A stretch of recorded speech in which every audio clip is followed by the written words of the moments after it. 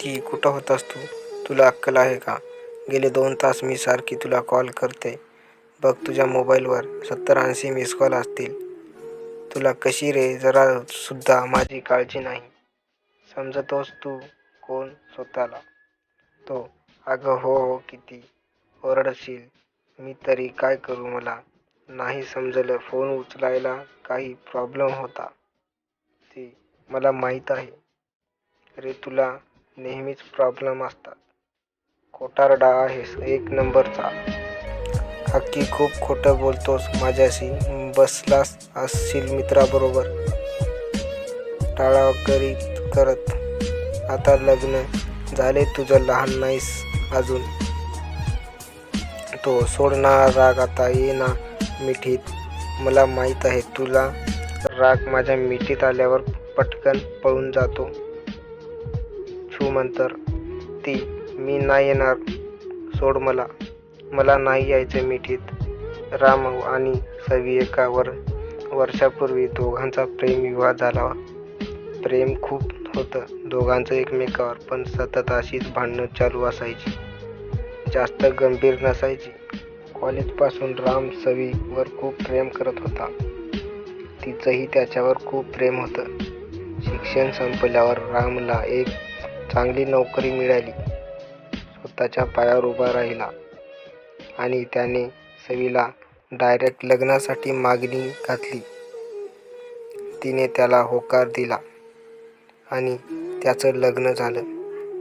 तो अगं मला वाटलं आपल्याला सकाळच्या भांडणानंतर तू आज तुझ्या आईकडे जाशील आणि मग मी एकटाच असीन घरात म्हणून मी तुला ऑफिसमधून निघताना कॉल नाही केला. आणि त्याच वेळी तुला फोन येत होता. मला वाटलं अजून भांडशील त्यापेक्षा डायरेक्ट घरी जाऊनच तुला राग घालवीन म्हणून हे बघ किती डेअरी मिल्कची चॉकलेट्स आणली आहे तुझ्यासाठी. ती मला नको आहेत. ती आणि मी काय सारखी भांडत असते का रे तुझ्याशी? मला काही दुसरे उद्योग नाहीत का? मला वाटलं मी सकाळी जरा जास्तीच नाटक केलं त्यासाठी तर मी आलोय ना इथे. ती काय तू मला मिठी मारण्यासाठी इथे आला आहेस का? मला आधी सांगू तू कुठे होतास इतका वेळ ते आणि ते ही खरं सांग. तो बरं मग ऐक. मी ऑफिसमधून थोडा अर्धा तास उशिरा निघालो. निघायच्या आधीपासूनच तुझा कॉल येत होता. मला वाटलं तू आता रागावलीस आणि मी लेट झालोय म्हणून अजून भडकशील म्हणून मी फोन नाही उचलत होतो. मी विचार केला फटाफट ड्रायव्हिंग करून अर्ध्या तासात घरी पोहोचेन हे चॉकलेट्स घेऊन. पण काय करू नेमका पाऊस सुरू झाला. पावसात जोर इतका वाढला की मला फुटकच नीट दिसतही नव्हतं.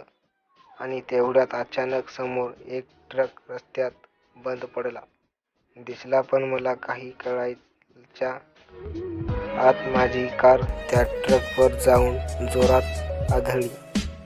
माझ्या कारचा फुटून पूर्ण चेंदामेंदा झाला आणि काचा माझ्या तोंडात आणि बाकी शरीरात घुसल्या. त्यावेळी पण तुझा फोन वाजत होता. पण यावेळी मला तो उचलायचा होता पण माझे हात निकामी झाले होते. मी प्रयत्न करून सुद्धा फोन उचलू नाही शकलो आणि पुढच्या 5 मिनिटात काय झाले मला काहीच कळले नाही. कोणी एक भला मोठा माणूस माझ्या जवळ आला आणि मला त्यातून आगत उचलून खूप वरती घेऊन गेला. सवी खूप जोरात चिळावून झोपेतून जागी झाली. तिला पडलेलं हे भयानक स्वप्न होतं. सवी खरोखरच झोपताना रामशी भांडून झोपली होती आणि तिला अशीच सवय होती. जर भांडण झाली असती तर खूप फोन करत बसण्याची आणि अजून ते भांडण वाढवण्याची. तिने रामला एक घट्ट मिठी मारली आणि खूप रडायला लागली. तो झोपेतून जागा झालाच होता. तिचं चिकावळी ऐकून तोही घाबरला होता आणि तिला विचारत होता तो, अगं सवी, काय झालंय? तुला बरं नाही वाटत आहे का? काही खराब स्वप्न पडलंय का? अगं सोना, बोल ना, काय झालं? थांब, मी पाणी आणतो तुझ्यासाठी. तो पाणी आणतो. हे घे पाणी, पी. आता सांग, काय झालं? ती, मी नाद नाही वाद घालत बसणार यापुढे तुझ्याशी, आणि तूही नको माझ्याशी वाद घालू. आणि कधी झालाच ना एकदाच भांडणं, तर त्यावेळी आपण ते फोनवर अजिबात नाही करायचं. खरं तर मीच नाही करणार यापुढे कधी कॉल. जर भांडण झालंच तर समोरासमोर बसून आपण भांडण मिटू. I love you. मी नाही जगू शकणार तुझ्याशिवाय एक सेकंडसुद्धा. असे बोलता बोलता तिने पूर्ण स्वप्न सांगितले रामाला.